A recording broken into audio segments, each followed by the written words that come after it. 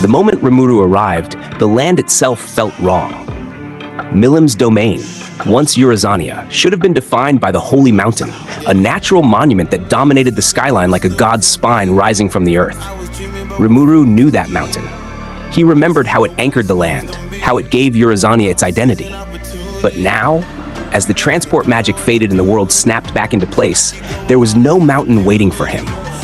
Instead, something artificial loomed overhead. A colossal structure rose where nature once ruled, half-finished yet already overwhelming, its vast framework clawing at the sky. Stone, metal, magic, layers of intent stacked upon one another. Rimuru stood amid the ruins of the old capital, letting the sight sink in. Around him gathered a force large enough to signal that this visit wasn't ceremonial. Gabil was there, flanked by his usual entourage, Kakushin, Sukero, Yashichi, and Gazat of Team Hiryu. Carrera and Esprit stood nearby, their auras carefully restrained, their expressions bored but alert. Geld had already gone ahead. In total, more than 100 elites waited with Rimuru, warriors forged in labyrinth, death, and rebirth. And yet, despite the looming war everyone knew was coming, Team Hiryu was cheerful, too cheerful. Rimuru noticed it immediately, laughter, relaxed shoulders, a lightness that didn't belong on soldiers walking toward a battlefield. The reason, he soon realized, was simple. Ultima's training sessions had been suspended. Those sessions were infamous. Inside the labyrinth, death was not metaphorical. It was routine. Students died, revived, died again. They begged for mercy, only to learn that even death didn't earn rest. The results, however, were undeniable. Their strength had skyrocketed, not because of raw magicule accumulation, but because they had learned how to use power under absolute pressure. Rimuru understood that principle better than anyone. Evolution alone meant nothing. Strength only mattered when it was mastered. Still, even he felt a chill at the stories.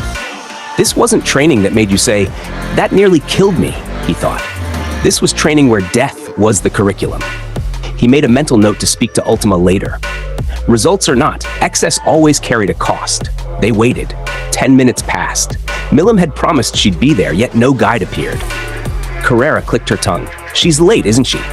Gabil waved a hand diplomatically, his voice overly gentle. Now, Lady Carrera. We've only just arrived. Let us be calm like visiting tourists." Esprit smirked. "You're very forgiving." "I think Lady Carrera is simply too quick-tempered," Esprit added casually. Carrera's gaze snapped sideways. "Did you say something?" "No," Esprit replied instantly. "Nothing at all." Rimuru sighed inwardly. He understood both sides. In his past life, time had been measured down to the minute. Here, time was vague, fluid, forgiving. Meetings were suggestions, unless reinforced by messengers. Milim skipping that step was careless, but not malicious. Still, logic did nothing to soothe Carrera. "I'll check with her," Rimuru said, stepping in before irritation turned explosive. Through thought communication, Milim's voice came back flustered and panicked. Homework. Phrase homework. Midray had been told, apparently, but maybe the time was wrong. Of course, Rimuru thought. That explains everything.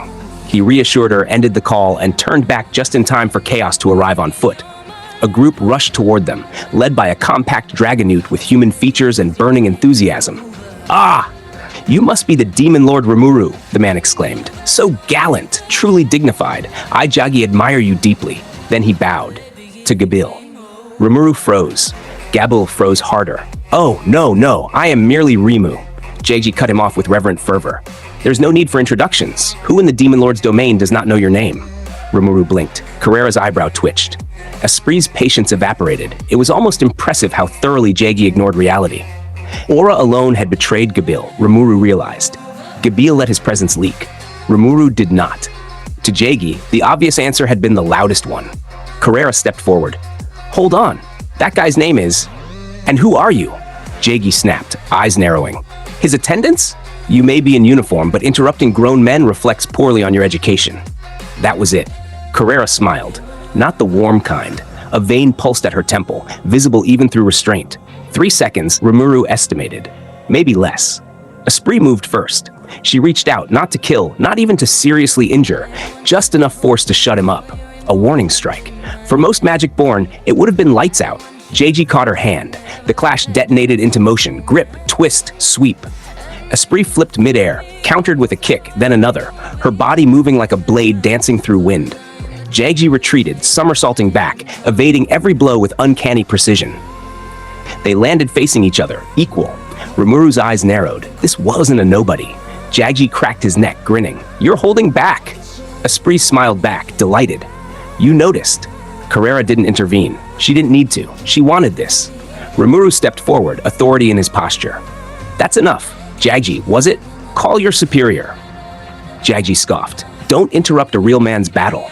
That was his last mistake. Carrera's kick struck like lightning. Gabil's spear followed. Jaggi flew, then crashed, then vanished under the combined weight of consequences. Rimuru leaned down toward the stunned onlookers, pressure flooding his words. Nothing happened here. Understood? Evidence erased. Soon after, the truth surfaced. Midray had organized a tournament to decide who would greet Rimuru. Jaggi had won. Milim laughed, unapologetic. Frey hid her face. Carillon rolled with laughter. Rimuru pinched the bridge of his nose. I never imagined this was how it'd turn out. Yet when he looked closer, he couldn't deny Jaggi's strength. Toe-to-toe with Esprit wasn't coincidence, it was proof. 50-50 with Phobio, Rimuru judged. Maybe more. The Dragon Faithful were stacked with talent, adaptable, dangerous, and hopelessly muscle-brained. Carillon, newly awakened, soon pushed the conversation in a familiar direction. I want to test my strength. Carrera lit up. Milim pouted when denied. Frey hesitated, torn between caution and duty. Rimuru understood their urge. Unlike him, they didn't have CL. They couldn't quantify growth without blood. Still, here wasn't the place. He decided quickly. We'll do it in the labyrinth. Carrera protested. Rimuru deflected. There were better matches, safer ones. With that settled, Rimuru departed Milim's domain, leaving behind laughter, bruises, and unresolved competitiveness. His final destination awaited, Leon's domain, El Dorado. The transport dropped them outside a barrier, so refined it hummed with quiet menace. Arlos the Silver Knight greeted them, helm open, beauty almost unreal. In a blink, they were at the city gate, and Rimuru forgot to breathe. The city shimmered like gold, laid out in flawless geometry. Streets spiraled upward, converging toward a pale castle at the center. From above, the city formed a six-pointed star, a massive, layered magic circle disguised as urban planning. Rimuru saw it instantly. Search enemy, counterattack, continuous activation. A city that was also a spell. Unbelievable, he murmured. The entire metropolis functions as a magic circle. Arlo smiled, proud. Sir Leon designed it. That hit harder than any revelation so far. Leon, the silent demon lord, the recluse obsessed with Chloe, had built this. A city that turned its citizens into living components of a defense system.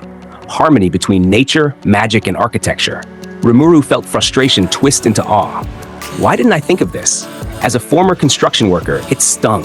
His own city was vibrant, alive, but this was precision incarnate. Defense without labyrinths, power without spectacle. Soe studied it with a tactician's hunger, already imagining ways to breach it. Rimuru smiled faintly. Friends today, enemies tomorrow. That was the world.